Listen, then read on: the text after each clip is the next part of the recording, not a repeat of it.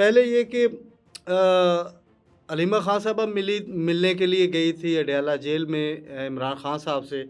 تو ان کی ملاقات نہیں ہو سکی۔ تو اس کے بعد انہوں نے پھر جب میڈیا سے بات کی تو ان کا یہ کہنا تھا کہ عمران خان صاحب کو پاکستان کے اندر انصاف ملتا نظر نہیں آ رہا۔ اگر ان کی بات کو ہم تھوڑا سا بڑے کینوس پہ دیکھیں تو یہ بات واقعی محسوس ہوتی ہے کہ مختلف جو تکلیفیں اور قید و بند کی صحبتیں برداشت کر رہے ہیں عمران خان صاحب، اس کے اندر تو یہ چیزیں کہیں نہ کہیں فٹ ان بیٹھ رہی ہیں، یعنی کہ وہ لگ رہا ہے کہ ایک ٹارگٹ کیا جا رہا ہے۔ لیکن انہیں یہ بات کہنے کی ضرورت کیوں محسوس ہوئی؟ دیکھیں، کچھ عرصے سے چیزیں جو چل رہی ہیں نا، ایک پولیٹیکل وکٹمائزیشن پاکستان کے اندر ہو رہی ہے، اور خاص طور پہ پی ٹی آئی کو جو الیکشن ہوا تھا 2024 کا، اس کے اندر بھی کوئی سپیس نہیں ملی تھی۔ اس کے بعد بھی پکڑ دکڑ، اور آج تک ان کے خلاف جو مقدمات ہیں، کہیں بھی کسی فورم پر بھی اصل مقدمات کی تفصیل سامنے نہیں آتی۔ گو کہ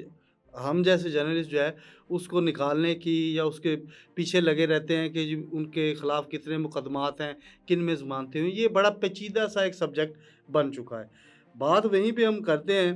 کہ کیونکہ حکومت اور پی ٹی آئی کے درمیان مذاکرات بھی ایک جسے کہتے ہیں کہ ڈیڈ لاک کی طرف جا رہے ہیں، تو اس کے اندر جب علیمہ خان یہ خود کہتی ہیں کہ ہم خان صاحب کے جو مقدمات ہیں ان میں عالمی سطح پر جو ہے وہ جائیں گے عالمی عدالت انصاف کے پاس، تو عالمی عدالت انصاف کا دروازہ کھٹکھٹائیں گے تو کیا ان کی طرف سے کوئی ریلیف مل جائے گا؟ دیکھیں، دنیا کے اندر جو بین الاقوامی قوانین ہیں، ہر ملک بین الاقوامی قوانین کا پابند ہوتا ہے۔ پاکستان نے بھی جو بھی ٹریٹی سائن کی ہوئی ہے، چاہے وہ اقوام متحدہ کی بات کر لیں، چاہے وہ